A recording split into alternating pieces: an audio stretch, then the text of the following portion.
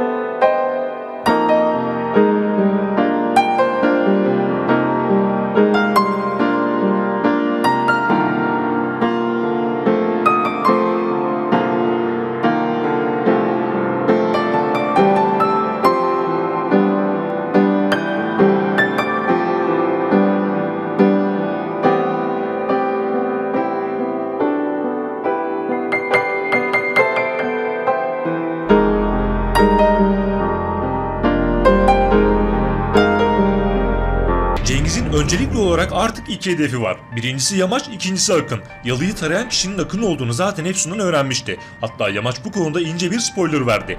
Akın'la konuşurken az bile yapmışsın ama buradan büyük sıkıntı çıkar diyerek Cengiz'in Akın planı ile ilgili ince bir mesaj verdi. Cengiz adamlarından Akın'ı araştırmasını isteyecek ve Akın için harekete geçecek. Fakat Akın'ın artık hassas noktası kalmadı. Kaybedecek pek bir şey yok. Bu dakikadan sonra Akın Yamaç amcasıyla beraber Erdenetleri tam gaz saldırmaya devam edecek. Evet, Cengiz'in bir diğer hedefi ise Yamaç olacak.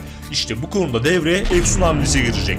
Çağatay gider ayak Efsun'u adeta yem olarak kullandı ve Cengiz'in eline Yamaç'a karşı çok büyük bir koz verdi. Bu arada Cengiz'in korkusundan köşe bucak kaçıp eve bile gelemeyen Çağatay bir süre dizide gözükmeyecek. Karakteri oynayan Nejat İşler bir süreliğine izin istedi ve saygı dizisiyle beraber oluşan yoğun ve yorucu süreçten dolayı kısa bir süre için köşeye çekilecek. Sahneye ise Kulkan Erdenet çıkacak. Birazdan o konuya geleceğiz. Evet, Yamaç Cengiz'in fabrikalarını patlatarak çok büyük ve başarılı bir hamle yaptı fakat Cengiz'in de el armut toplamayacak. Efsun'un Yamaç'ın çocuğunu taşıdığını bilen Cengiz, Yamaç'ı bununla tehdit edecek. Ki zaten hepimiz Cengiz'in ne kadar acımasız olduğunu biliyoruz. Efsun'a ve bebeğine zarar verirse hiçbirimiz şaşırmayız.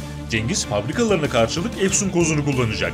Ne de olsa fabrikaların patlaması Cengiz'in kolunu koparmıştı. Efsun'a zarar gelmesi ise Yamaç'a büyük bir darbe olur. Fakat bu durum hemen gerçekleşmeyecek. Çağatay Efsun'a hiç beklemediğim bir anda geri döneceğim demişti. Ve bu an gelmeden Efsun'a hiçbir şey olmayacak. Zarar gelebilir fakat vedası için konuşmak henüz erken. Öte yandan Yamaç artık eskisi gibi Cengiz'in tehditlerine kulak asmayacak. Akın'la beraber darbe üstüne darbe indirecek. İşte tam bu konuda mevzular karıştığında devreye çok önemli iki karakter girecek. Biri Kulkan Erdenet, diğeri ise Cumali amca. Bartolu konusuna geçmeden önce ilk olarak Kulkan'la başlayalım. Bu kritik karakteri canlandıracak oyuncu Genco Özak oldu. Bunu birkaç gün önce duyurmuştuk. Genco Özak'ın serseri Kulkan karakterini başarıyla oynayacağını söyleyebiliriz. Peki Kulkan Erdenet nasıl biri? Neler yapacak?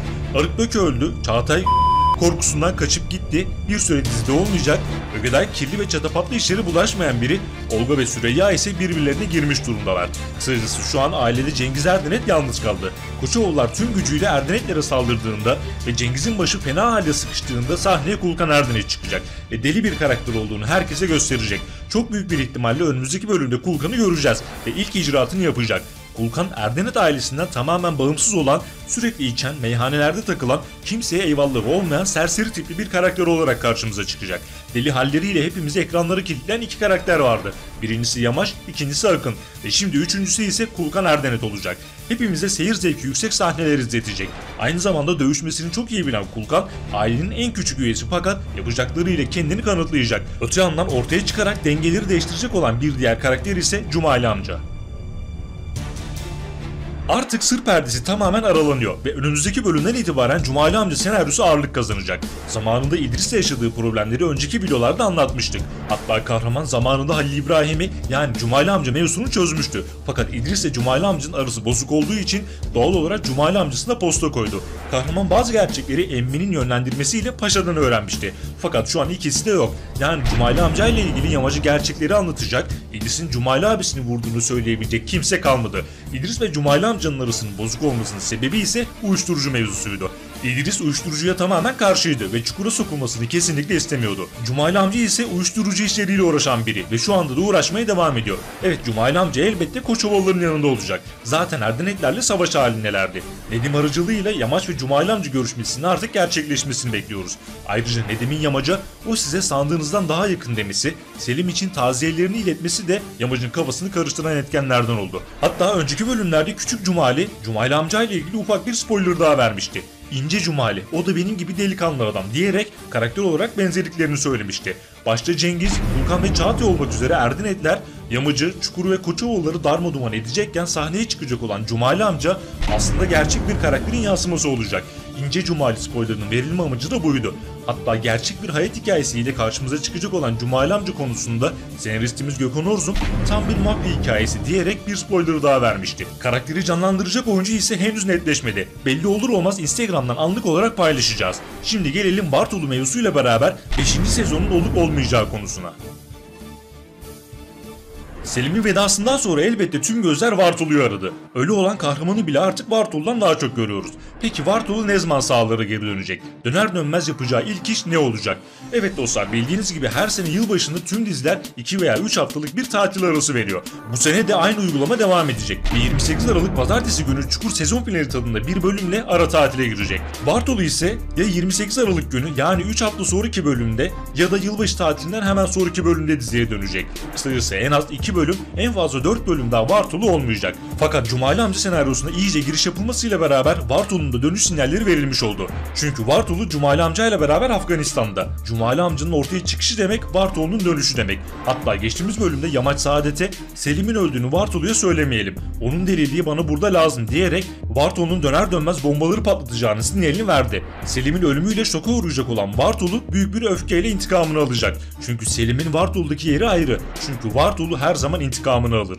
Tabi bir de Vartolu Saadet'ten kız bebek müjdesini alacak. Sahalara geri döneceği günü şimdiden merakla bekliyoruz. Son olarak şu sorunun da cevabını verelim. Çukur'un 5. sezonu olacak mı? Önceden de söylediğimiz gibi bu konuyla ilgili %100 netleşmiş bir durum yok. Fakat Çukur'un bu sezon final yapma ihtimali %70.